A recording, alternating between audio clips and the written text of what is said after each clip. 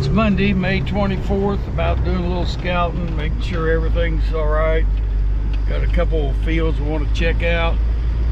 Going down to check out the Lost Acres, which is a field that we planted 2 acres on there a few days back, last week.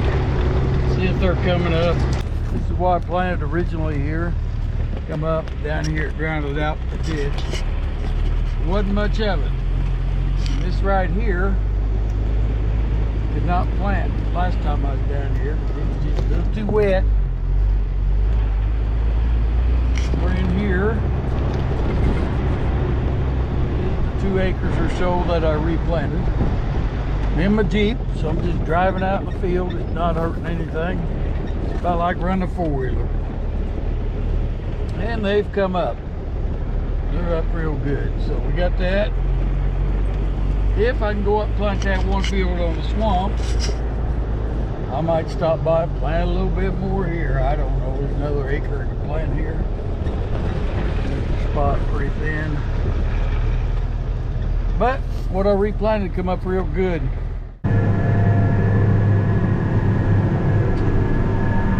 Monday. Been a good productive day. Started the day off with some breezing. Then headed out to Lucan Township. Just about to get all of our ground done out here. And I'll head down to Allendale tomorrow, and that'll be it for Illinois. And on to Indiana. It's still Monday. Jay told me there was a place in here, Bombs. The culvert was plugged up with stalks. He is right. There's our tile outlets. There's our culvert that don't exist. And there's a nice dead skunk. Phew, man, it stinks here. Get these dug out and get out of here.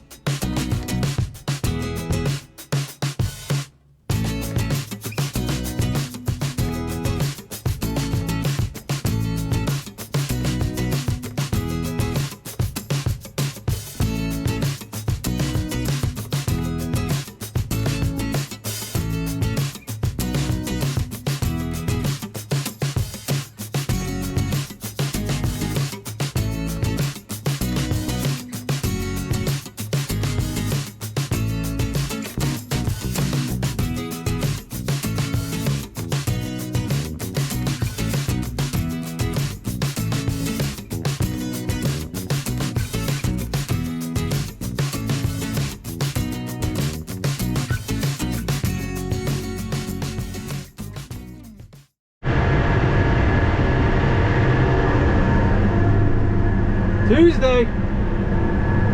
That corn is just too pretty not to show you. It looks so good.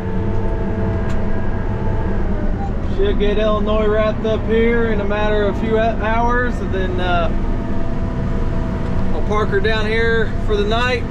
Got done here on purpose because this is kind of on the way, my route to Indiana. And get started over there tomorrow if we don't get rained out, which I'd prefer to get rained out with, you know, ½ inch. I don't know if that's being too picky or not, but you know what? As long as we're making requests, we might as well make requests that we want. So I'll take a ½ inch tomorrow.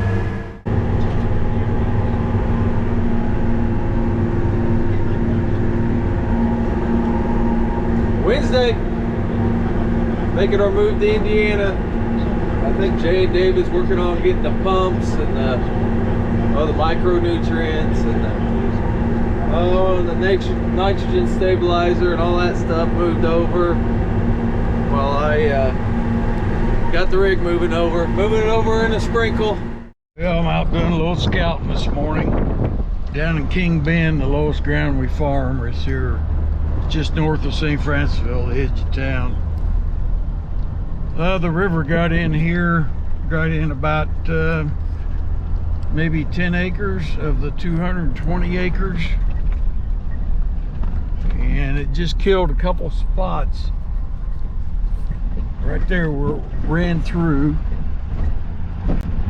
ran down in that point, but it was only in here about a day, and it didn't even kill the beans. This right in here had water in it, and it come back. I've never seen where the river was in such a short time that it didn't kill beans before. But right here, this was pretty well covered up, and they did not die.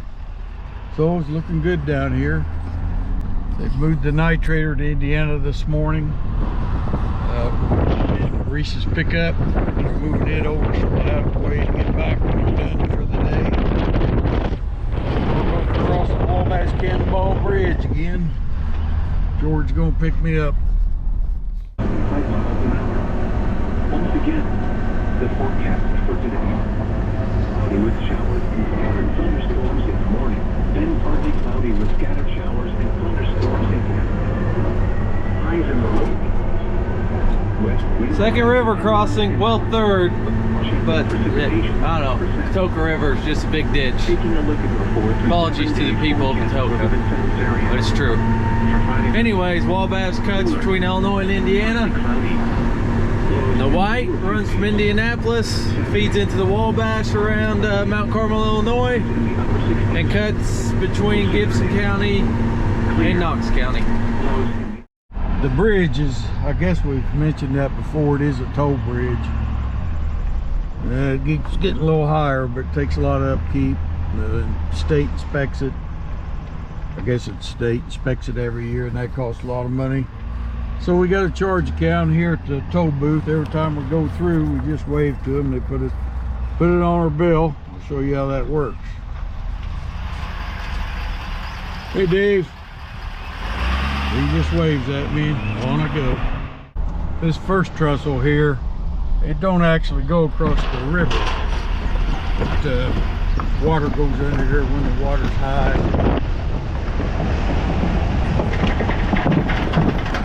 This part's going to be replaced. Maybe this fall they're going to start on it. If not, then maybe next spring.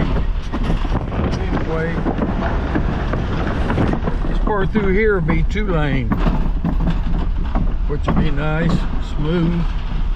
Then we'll still have the part across the river that's the old railroad bridge. People in town here think that eventually they'll replace it and make it a 2-lane state, but I don't know. I don't think I'll ever see it, but it may happen someday.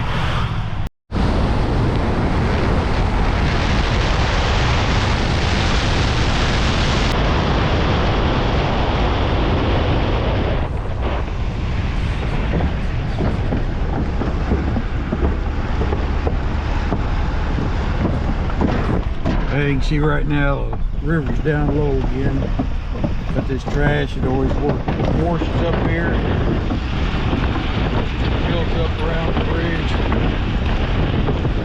Get through.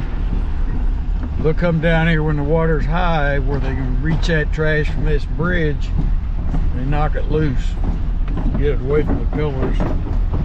Takes the pressure off the bridge that way. Made it! Look at those pretty beans. Looks like it's gonna rain. Rained out for a little bit. Gave me opportunity to at least wash her off a little bit. Get some of the nitrogen off. Had a couple of things to fix. Not this one, but just got a little roll pin in here that keeps this thing from turning too far. One on the other side was broke. Put a new one of those on. Second time that's broke.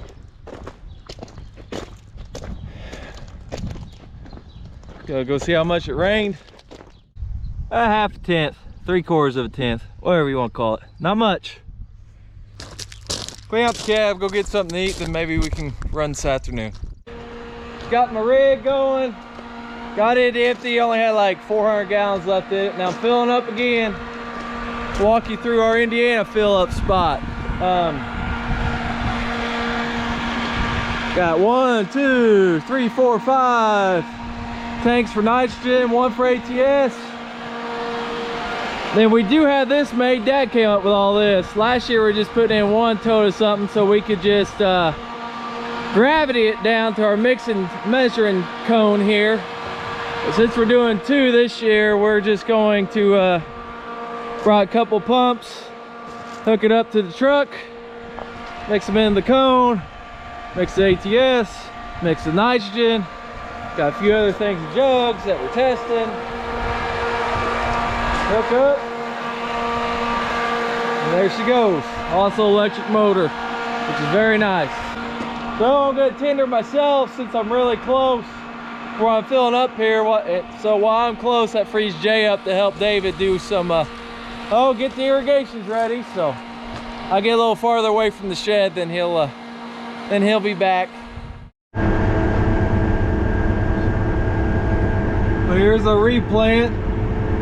Give it those 6-row next to the riser pipe we fixed. It's like the replant came up. Looks good. David's going to get lunch. What's the day? Thursday? Yeah. Thursday! Sun's almost out. Guns are out. Tan lines are on. $1 million tank. Filling up. I forgot to get the camera out. I had to quit early last night. This morning I got a late start because these box irons that the coulter connects to the frame with, thing was bent. So I welded on a piece there, and then to get the fit I had to grind it down. But anyways, it bent back enough to where this was spitting nitrogen out on top and not under the ground. So hopefully that corn's not all dead. Looking like it might rain. That's a good thing. Jay's about to bring another load. That might be about it before it rains, but David's gonna do that. I'm gonna leave here in about 15 minutes and gonna go to a land auction, not to buy, but just to watch. Dad will be there too. It's a farm that Dad George has farmed for probably 30 years, rented, came up for sale. We have had the opportunity to buy it, but decided to keep our dry powder for something else. But fantastic landowners, and just, you know, too many generations removed and too many hands. Just a good time, and it is a good time to sell. So I know they watch this. This will be after the sale. I hope it goes great for you guys. But about ready to head out, go watch the show, and hopefully drive through some rain to get there. It's starting to rain. It looks like there's some hard rain coming, so bring it on. Like ½ inch to an inch. Inch is fine. Don't need more than that. Farmers are so picky. Friday. That was a good rain. And it might rain more, so I'm not gonna dump it yet. About perfect. Sitting about perfect. Ripco's here, working on the grain system, replacing some liners and some pipes, and then, or loosening some elbows at the tops, replacing some bearings, replacing some motors, replacing some rollers in the dryer, doing all kinds of things.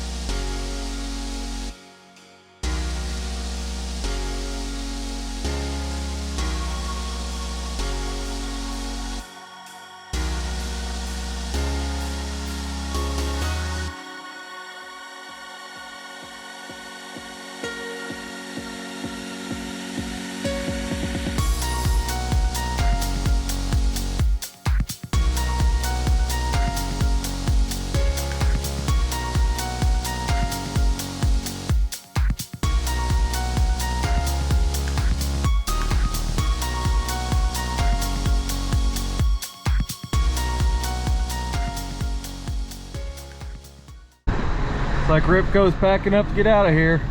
That crane is massive. They brought a smaller one earlier in the year. It wasn't big enough, so they brought that big boy. It was big enough. I don't know how big it is, but it's big. Well, I'm not gonna climb up there to show you what they done, but they replaced some rollers in here.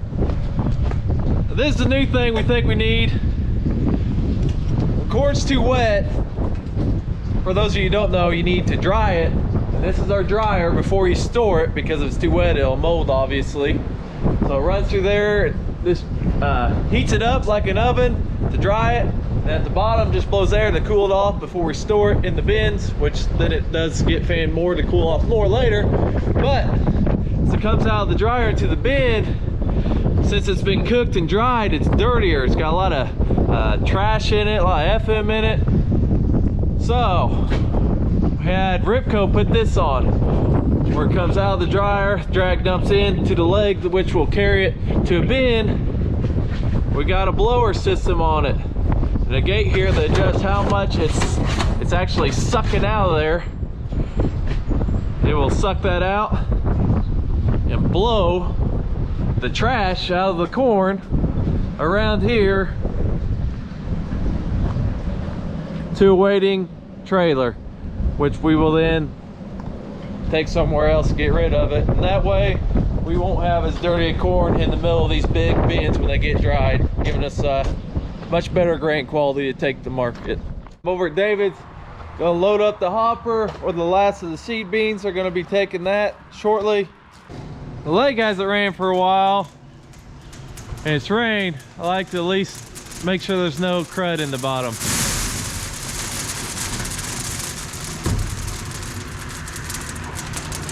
Just dust and a mouse.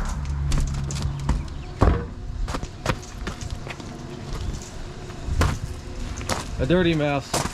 Come here, dirty mouse. Dang it. You got away this time. What are you doing? Trying to figure out how to not waste so much nitrogen. We gotta get Jay to quit drinking the nitrogen. Dre drinks the nitrogen. Explains a lot. Well, they were working me so hard, that's what I gotta do. Keep going. Refreshing himself. Makes the corn stronger. Should make you stronger. Yeah. Makes things greener too. This shirt was white before he drank it.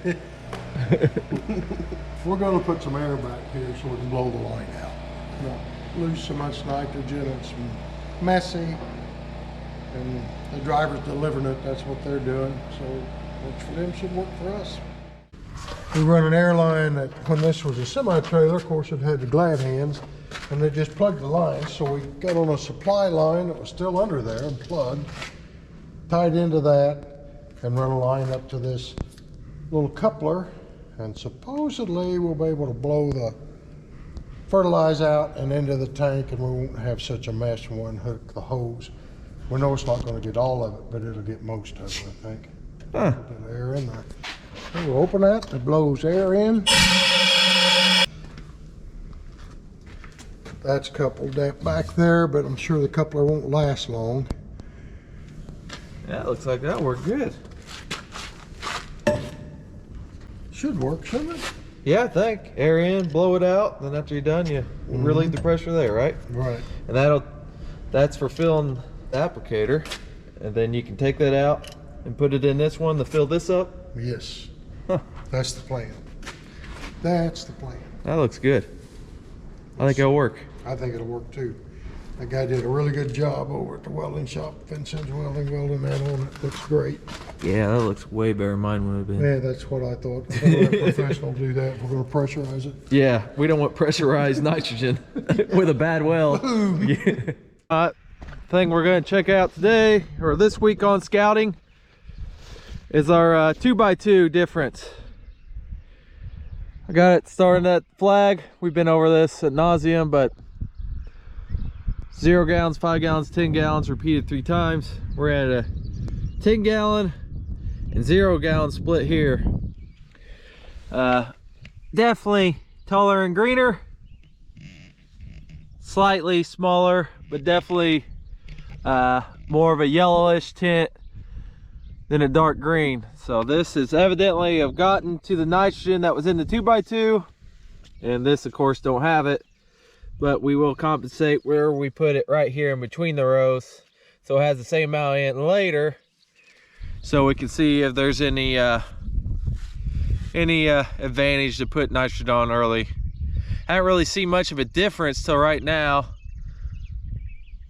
I'm starting to wonder if we're going to see any at all, but now we're finally seeing it. Wondering if maybe we should have went with a 10-34-0 instead of just 28%, which I don't know. That might be a test next year, but not this year. 5 gallon and 0 gallon split here. Can see a little bit of difference, not as much. So maybe I don't know, maybe 10 gallons the way to go. Got different rates all over the place. Just trying to learn. 28 darker green, and it's about just about on average a color ahead. So might not mean anything, the yield monitor, which is what matters, but right now looks better, which you would expect. But we all know the saying, knee high by the 4th of July. And that might be true in some parts of the country, but for around here it's just a saying because it rhymes. Usually the goal is knee high by the 4th of June, and this field definitely made it. We're gonna make it. Same test here as in the other spot. 10 gallons, 28 2x2x2 in the concealed gauge wheels. 0. This is obviously bigger corn. Second field we planted, and this is strip till, so it's got all that P and K right in the row there. So that might be why I cannot see a difference visually anyway. Boy, it's looking pretty. I think this is about the prettiest time of year around here, where the trees are green, the corn's up, looking all green and pretty, and you can still see over it, so you can still see everywhere. This is some 1847 strip till. It's a real good spot. This is my last scouting stop of the day. Just wanted to stop and look in here. One thing I'm noticing this year that I don't usually notice, usually corn has this real ugly stage, especially us, we're doing all pre-plant, NH3, and sometimes we would also split apply with it in the liquid, but we'd always, you know, from the pre-plant, you'd have those streaks of green where it was taking up the nitrogen and the rest was yellow. I don't know if it's the cold weather or the fact that we're not doing that. I think it's because we're not doing that. We use the concealed gauge wheels, getting the nitrogen close, then we're side dressing, so it's all getting it at the same time. So it's like coming up in different blocks everywhere. Kind of can really tell soil types, really pick them out good, because they all seem, the better soil types seem to be jumping ahead of the not so good soil types. But it's like in blocks, it's not uneven, it's just different parts of the field are different heights because of that. But and the spots that the drier spots as well, and the spots that got held back by water there early. But great stand everywhere. Some spots are bigger than others. Some of the first planted stuff, the first stuff planted 1st of April, it's looking great. I wish I could plant it all that week. It's big enough now to where it's really taking up the nitrogen and all the different nutrients, and which really makes it jump in height, makes it real dark green, makes it look real pretty. So very blessed. It's looking really good right now. But if you want to get your Ivers merch, like always, Ivers-Farms.myshopify.com. Hopefully I'll spell that right in the link this week. Last week I wrote Spotify. Those things are too close together. I get them confused all the time. Anyways, thanks for riding along with us. See you next week.